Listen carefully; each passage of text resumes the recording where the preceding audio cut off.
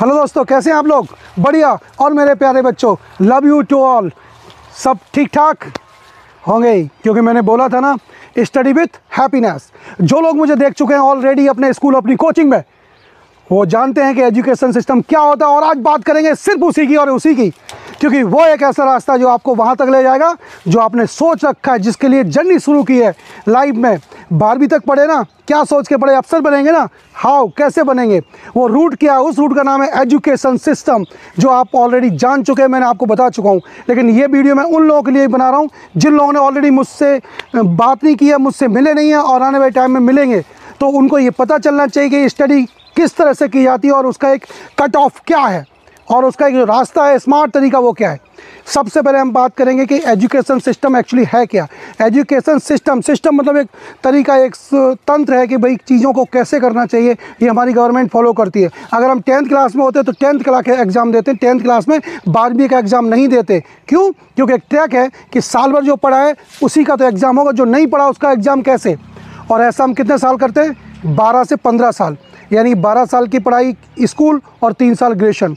हमारी टोटल पढ़ाई कितनी हुई? 15 साल। गुड।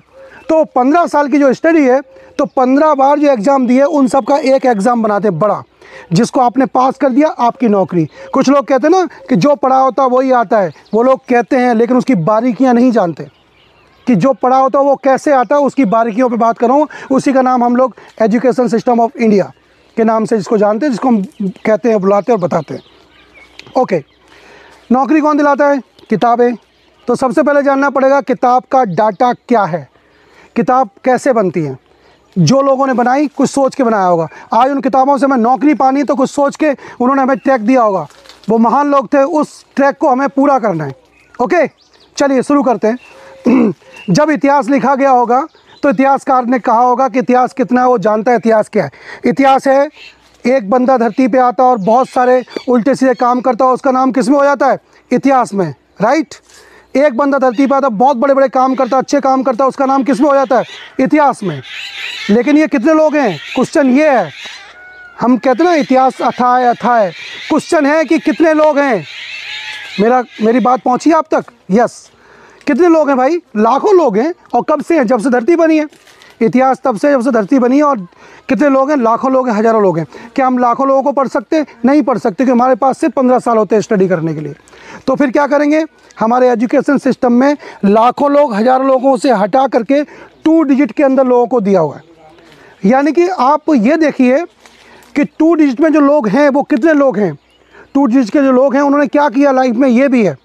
तो लाखों लोगों से हटा करके 2 डिजिट में, यानी कि सपोज करो 99, 92, 85, इस तरह के 2 डिजिट में लोग हैं। और उन लोगों ने पूरी लाइफ जो काम किया, तो पूरी लाइफ के काम उनको नहीं पढ़ा सकते, क्योंकि हमारे पास सिर्फ 15 साल होते हैं पढ़ने के लिए। तो फिर क्या करना है? उनके जीवन के 2-2, 5-5, 8, 4-5 जो भी काम है वो लिए गए। एक लिस्ट तैयार होती है। कैसे लिस्ट तैयार होती है? लिस्ट तैयार होती है कि आप ये मान के चलिए कि ये 90 लोग, और पूरी ज़िंदगी इन्होंने बहुत सारे काम करे, उनके गिन के 2-2, 5-5 कामों को इकट्ठा किया गया। एक फिगर आउट किया। किसको? आपके इतिहास को। उसके बाद जब आप बड़ी परीक्षा देने जाते हैं और इतिहास का एग्ज़ाम पेपर आपके सामने आता है, नौकरी वाला, कंपटीशन वाला, तो वहाँ पर जो बनाने वाला बैठता है ना, वो क्या सोच के बैठता है? वो ये सोच के बैठता है कि भाई जो बच्चा मेरे पास आया उसकी उम्र अभी 21 साल है, वो 15 क्लास स्टडी करके आया है। Very good. तो फिर इसे कितना पता होगा? तो वो जब वो अपनी लिस्ट को चेक करता है, वो देखता है कि पिछले 12 से 15 साल में इस बच्चे को सिर्फ गिनती के लोग पढ़ाए गए, यानी कि 90-95 लोग पढ़ाए गए इतिहास के अंदर। उनके 2-2, 3-3 काम पढ़ाए गए, लिस्ट लगी है। उसी लिस्ट में से निकाल के वो उसको क्वेश्चन और देता है, जिसको सॉल्व करना पड़ता है।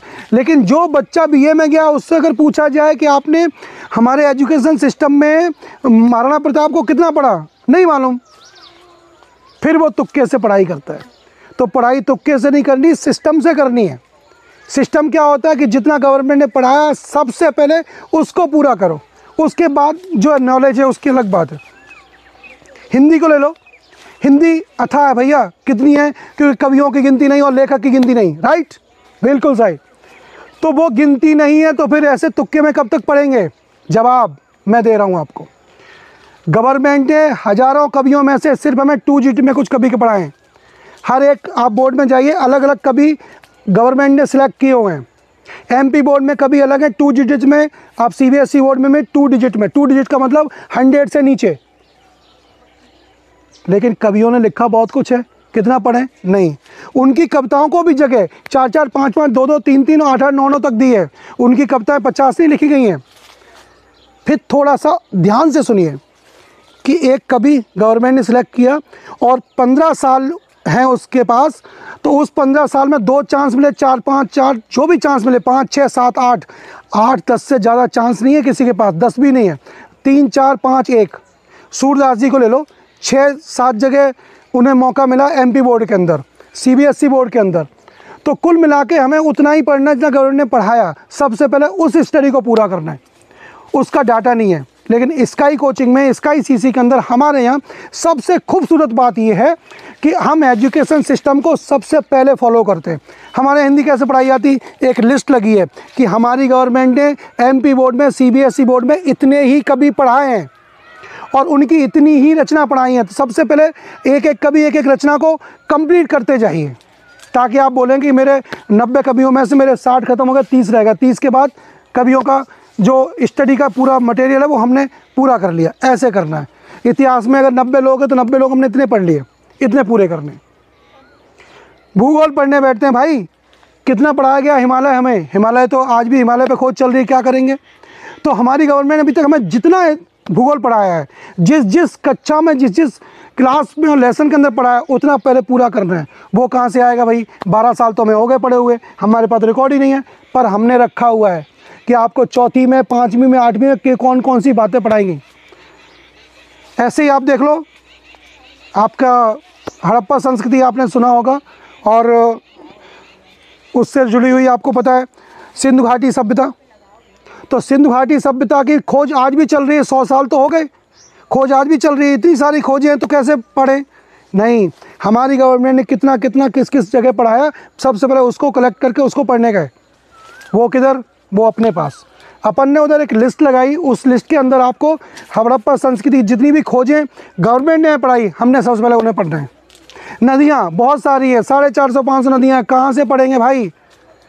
हमारी गवर्नमेंट ने नर्मदा से लेकर के जितनी नदियाँ पढ़ाई हैं ना 15 साल में, सबसे पहले उन नदियों की लिस्ट हो और पहले उन नदियों को ख़त्म करो जो गवर्नमेंट ने एजुकेशन सिस्टम में हमें पढ़ाने को दी है। वो लिस्ट हमारे पास है, हम उससे डाटा के साथ करते हैं।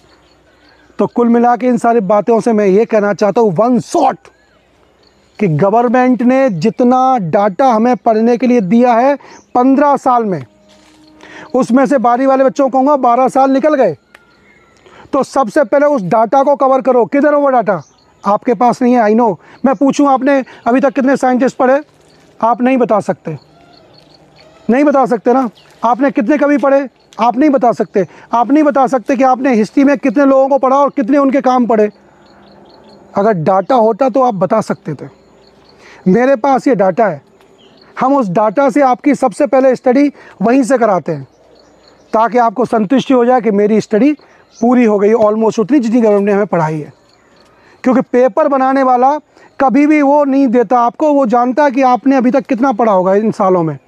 अभी 21-22 साल की उम्र है, पेपर देने आ गए तो कितना पढ़ा होगा? जितना पढ़ा होगा उसे मालूम है, उस लिस्ट के साथ वो आपको देता करने के लिए, और आप उसको करते हैं। और जो लोग तुक्के में पढ़ते रहते हैं उनका पता ही नहीं, कभी 2 नंबर से रह गए, कभी 4 नंबर से। अगर आप 2 नंबर से रह गए, फिर 4 नंबर से रह गए, भाई साहब आप इतने इंटेलिजेंट, तो 2 नंबर किसके रह गए ढूंढो। ढूंढेंगे तब जब आपने कट टू कट पढ़ा होगा, तो वो लोग ढूंढ नहीं पाते। अगर हमें अपनी कमी पता चल जाए कि 2 नंबर इस बात के रहेगा, तो फिर सिलेक्शन से कोई रोक ही नहीं सकता। एक बार चूक गया तो अगली बार तो निकलना ही है। लेकिन चूकने के बाद भी कमी तो पता नहीं चली तो चूकना तो है ही। Got my point? मैं क्या कहना चाहता हूँ? मैं कहना चाहता हूँ परीक्षा में जो कमी रह जाती है वो क्या रह जाती है पता नहीं चलता। इसलिए हर बार 2-3 बार हम वो गलतियां रिपीट करते हैं और हम असफल होते हैं। बड़ी मुश्किल जाकर सफलता मिलती है। अगर हमें पता हो गलती हम ये कर रहे हैं तो पहले ही सुधार ली जाए, तो पहले ही चीज़ें क्लियर, और हो भी गई तो पता चल जाए ये गलती, अगली बार उसको पढ़ के निकल जाएंगे। तो एजुकेशन सिस्टम का एक लाइन में समझाऊं तो ये है कि गवर्नमेंट ने जितनी पढ़ाई आपको पढ़ाई है 15 साल में, उसे डाटा के साथ 1 बाय 1 ख़त्म करिए। हमारे पास वही डाटा है, हम उसी डाटा से चीज़ें लेके चलते हैं। इसलिए कॉन्फिडेंस के साथ बच्चों को बोलते हैं कि तुम्हें दुनिया में सक्सेस होने से कोई नहीं रोक सकता, क्योंकि आप डाटा के साथ स्टडी कर रहे हैं। लोगों का मानना यूपीएससी मत करो भाई, बहुत बड़ी बात है, होगी उनके लिए जो कंफ्यूज हैं, जो डरे हुए हैं। जो लड़कियां, जो लड़के जो कलेक्टर बन रहे हैं, वो कैसे बन रहे हैं भाई? उन्होंने जज्बा दिखाया, उन्होंने मेहनत की, रात दिन एक किया, तब बने। जब वो बन सकते तो हम क्यों नहीं? बस सही ट्रैक, सही मेहनत की ज़रूरत है। तो मैं तो सिर्फ आपसे ये कहूँगा, यूपीएससी करना, एमपीपीएससी करना ये बड़ी बात नहीं है, बच्चे ही करते हैं। और जिन बच्चों ने की है वो भी आसमान से उतर के नहीं आए, वो भी अपने माँ बाप के प्यारे बच्चे थे, उन्हें ही भूख प्यास लगती है, वो भी मेहनत करते थे। तो बस उनकी मेहनत को समझिए, उसी रास्ते पे चलिए, अच्छे ट्रैक पे चलिए और आगे बढ़िए। एमपीपीएससी, यूपीएससी करने का ट्रैक आपको SkyCC आपके शहर में दे रहा है, इसका फ़ायदा उठाइए, जज्बे के साथ आगे बढ़िए, मेहनत करिए, दुनिया में कोई आपको रोक नहीं सकता आगे बढ़ने से। Got it? तो बस मैं यही कहूँगा मेरे बच्चों, आपके शहर में, आपके पास वो सारी स्टडी पहुँच चुकी है, वो सारी क्लासेस तैयार हैं जिन्हें आपको लेना है, जिनके लिए हम बाहर जाते हैं। अब बाहर बड़े शहरों में बड़ी पढ़ाई की जाने की जरूरत नहीं है, अपने शहर में ही हम बड़ी पढ़ाई करके बड़ी पोस्ट हासिल कर सकते हैं। क्योंकि बड़ी सिंपल सी बात है, कलेक्टर की परीक्षा में बैठने के लिए, आप किसी बड़े गजिस्टर ऑफिसर की परीक्षा में बैठने के लिए कोई ये नहीं पूछता कि किस कोचिंग से आए हो, सब ये पूछते ग्रेजुएट हो, मार्क्स 50% प्लस हैं, दैट्स इट। तो फिर कोचिंग किस लिए? कोचिंग ज्ञान बढ़ाने के लिए। ज्ञान सेम है, जो यहाँ है वही वहाँ है, 15 साल की पढ़ाई यहाँ है वही वहाँ है। तो भ्रमित मत होइए, घबराइए मत। अब आपके शहर में SkyCC आ चुका है, वो आपको वही एजुकेशन प्रोवाइड कराएगा जिसके लिए आप बड़े शहरों में जाते हैं। Got it? तो डरने का नहीं, चलते रहने का, और पूरे जज्बे के साथ। स्लोगन फिर मैं दोहराता हूँ जो हमारे बच्चे यहाँ पर बोलते हैं, वो स्लोगन है स्टडी विथ हैप्पीनेस। दूसरी चीज़, एक लास्ट बात कहना चाहूँगा कि पढ़ाई करना है ना तो देर नहीं करना।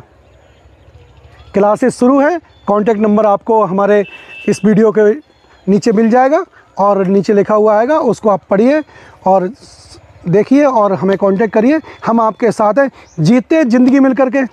ओके, जय हिंद, जय भारत।